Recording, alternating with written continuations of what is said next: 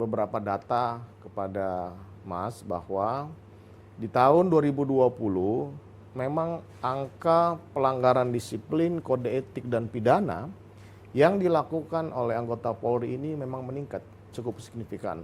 50, 60, ada yang 100%. Nah, namun perlu juga dicatat dan data akan kami berikan kepada Mas bahwa di tahun 2021 ini secara kuantitas ini justru menurun. Pelanggaran kode etik menurun, pelanggaran disiplin menurun, dan pelanggaran pidana oleh anggota. Ini kita based on data. Jadi semuanya data kita kumpulkan di seluruh Indonesia. Nah, mungkin kemudian bertanya, kenapa masih banyak viral? Secara kuantitas memang jumlahnya menurun dengan beberapa strategi nanti akan saya jelaskan, tapi mungkin secara kualitas ini mengalami peningkatan karena kita kan di era disruption, teknologi yang sangat mudah diakses oleh siapa saja. Itulah kemudian menjadi tantangan dan masukan kepada kami di internal ini untuk membuka diri. Kalau ada peristiwa-peristiwa tersebut, kami juga sudah melaksanakan beberapa program untuk mempercepat proses pelaporan itu melalui beberapa aplikasi yang sudah ada dan bisa di-download oleh Mas. Ada namanya program Propam Presisi, itu di Android dan Apple itu bisa kita download sehingga cepat. Jadi sebenarnya tidak perlu di-upload di sosial media, itu bisa langsung dilaporkan kepada kami.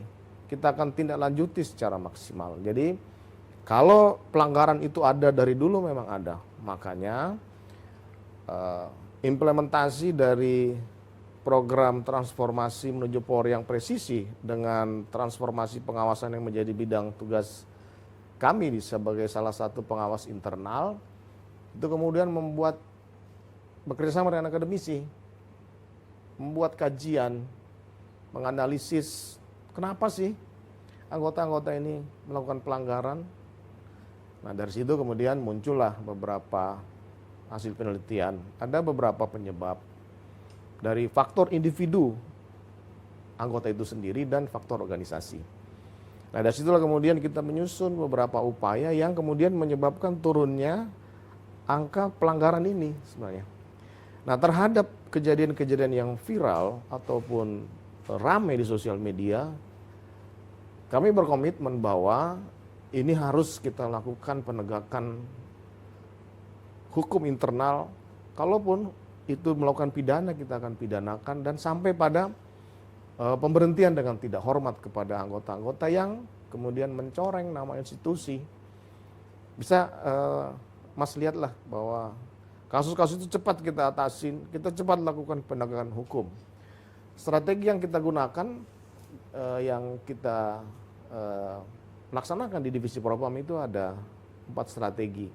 Preemptif, kita lakukan upaya-upaya preemptif. Itu terkait dengan bagaimana kemudian memunculkan atau meningkatkan kapabilitas anggota, sehingga kalau anggota itu memiliki pengetahuan dan kemampuan yang bagus, dia tidak akan mungkin melanggar prosedur gitu. Kita lakukan upaya-upaya preventif, membuat SOP-SOP kemudian mensosialisasikan kepada mereka. Kemudian upaya represif atau penegakan hukum internal secara keras dan tegas kepada anggota-anggota yang melanggar. Kemudian juga kita melakukan kerjasama dengan pengawas eksternal dan masyarakat untuk bisa membantu kita memperbaiki anggota-anggota yang masih ada melakukan pelanggaran yang kemudian mencoreng citra Polri gitu, Mas. Jadi kalau secara kualitas mungkin di sebulan terakhir ini ya itu karena era disruption ini, digital disruption yang kemudian membuat orang semua mudah mengakses, Mas. Tapi kita juga melakukan upaya-upaya untuk mendahului pelaporan dan viral itu dengan melaksanakan operasi cyber patrol terhadap perilaku-perilaku anggota. Jadi kalau ini memang ada yang muncul itu berarti bukan lepas dari pantauan, tapi mungkin keburu viral. Sebenarnya banyak. Saya sudah perintahkan seluruh Polda untuk melakukan itu, sehingga kalau ada terkait dengan perilaku anggota terkait dengan masyarakat yang merasa dirugikan, kita harus cepat ambil alih, kemudian kita cepat lakukan penegakan hukum secara internal kalau memang anggota itu melakukan kesalahan. Mungkin demikian Mas. Kalau saya sampaikan bahwa ini merupakan bagian dari otokritik yang harus kita terima gitu loh. Kalau masalah berubah, saya yakin banyak perubahan lah. Mulai dari sistem penerimaan, bisa dilihat lah bagaimana kemudian sistem ini dibuat untuk bisa menjaring masyarakat dan adik-adik untuk masuk polisi tanpa biaya. Kemudian dalam proses pelayanan itu sudah menggunakan digitalisasi. Saya kira sudah banyak perubahan. Nah, kalau dalam perubahan itu kemudian masih ada kekurangan-kekurangan, itu adalah bagian yang harus kita terima sebagai koreksi untuk lebih baik ke depan.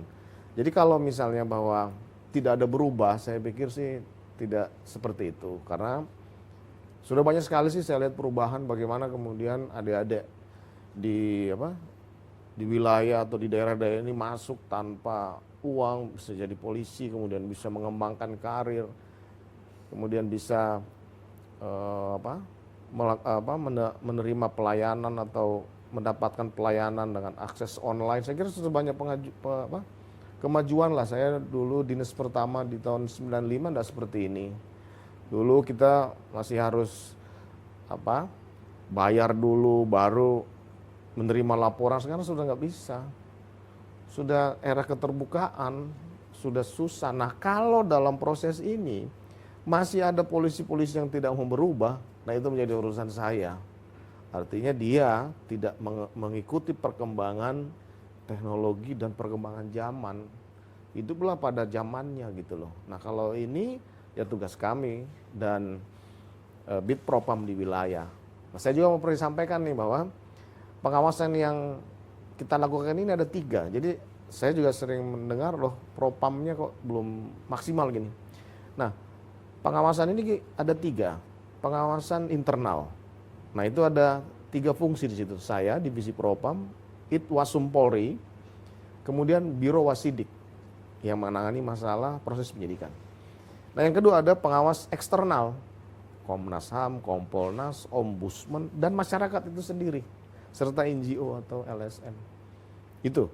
Nah, pengawasan yang paling kuat adalah pengawasan yang dilakukan melekat oleh Ankum, atasan langsung dari anggota. Makanya kemudian pimpinan menyampaikan bahwa apabila ada pelanggaran yang dilakukan oleh anggota, maka 2 tingkat pimpinan di atasnya harus bertanggung jawab. Jadi kalau anggota di sebuah unit atau polsek atau Polres melakukan pelanggaran, kita akan ke atas. Apakah Kanit mengecek atau sudah memberikan arahan dalam proses yang tidak sesuai prosedur itu. Nah, setelah itu naik ke atas. Kanit Kasat Kapolres. Nah, ini bagian dari upaya pengawasan langsung yang dilakukan oleh pimpinan di unit-unit tersebut. First line supervisornya yang harus kuat di situ. Makanya kebijakan kami, kebijakan pimpinan bahwa pelanggaran-pelanggaran anggota ini harus kita lihat siapa yang harus bertanggung jawab untuk memperbaiki gitu. Jadi kalau Mas tadi bilang nggak ada perubahan, ya saya pikir banyak lah yang dilakukan perubahan itu. 20 tahun ini, 20 tahun lebih, saya pikir sudah banyak lah. Sudah sangat berubah lah. Saya juga ikut era sebelum 95, saya sudah berdinas di Jakarta. Sudah banyak sekali perubahan. Sekolah ini sudah sangat-sangat terbuka. Kan itu sudah disampaikan. Dan di tahun ini juga sudah ada 4 modul yang baru dibuat, yang akan dibuat, yang sudah dibuat, kemudian untuk memperkuat beberapa kurikulum sebelumnya, bagaimana kemudian wawasan kebangsaan, penguasaan terhadap hak asasi manusia dan teknik serta taktik dalam pelaksanaan tugas ini sebenarnya sudah dari lembaga pendidikan. Kemudian dia masuk ke fungsi ini sudah ada, sudah dilatihkan. Kemudian bagaimana kemudian pelaksanaan tugasnya juga ini sebenarnya sudah maksimal kita lakukan. Nah terkait dengan kejadian itu, ya pastinya komandan lapangan harus bertanggung jawab. Yang tadi saya bilang, pengawasan melekat oleh atasan langsung di lokasi. Kalau atasan langsungnya itu melakukan upaya-upaya maksimal dalam mengontrol, saya yakin tidak akan terjadi. Makanya kita naikkan ke atas. Siapa penanggung jawab lapangan, siapa yang bertanggung jawab terhadap peristiwa-peristiwa itu. Nah ini memang masukan kepada kita. Saya sudah sampaikan bahwa semua sudah kita latihkan, semua sudah ada di kurikulum. Tergantung bagaimana kemudian integritas dan kecintaan dia kepada institusi. Nah ini yang harus kita terus bangun. Makanya saya sampaikan bahwa reformasi Polri belum berakhir, masih terus berjalan, kita harus perbaiki. Terus ini nggak bisa dilihat dari situnya, Mas. Kalau saya melihat sistem pengawasan oleh atasan yang ada di lapangan, makanya ini kita perkuat. Makanya strategi yang saya sampaikan tadi, ada strategi preemptif, itu ada beberapa action plan yang harus dilakukan oleh anggota, pimpinan-pimpinan di tingkat first line supervisor, memberikan keteladanan, kemudian memberikan pemahaman tentang etika dalam melakukan tindakan, kemudian memperbanyak beberapa kegiatan-kegiatan pelatihan itu harus dilakukan. Pengawasannya harus kuat. Makanya kami ini pengawas internal, ada pengawasan langsung yang harus kuat. Nah, kita akan kontrol itu. Kita akan lakukan secara maksimal. Ke depan ini mungkin seminggu atau 2 minggu kita akan kumpulkan semua fungsi operasional, reserse, lantas dan Polair, serta pokoknya fungsi operasional kita akan sampaikan langsung kepada first line supervisor ini. Adik-adik ini butuh pengawas yang kuat. Siapa itu? Ya komandannya di lapangan. Nah komandannya harus kuat. Komandannya nggak kuat, ya komandannya kita sikat.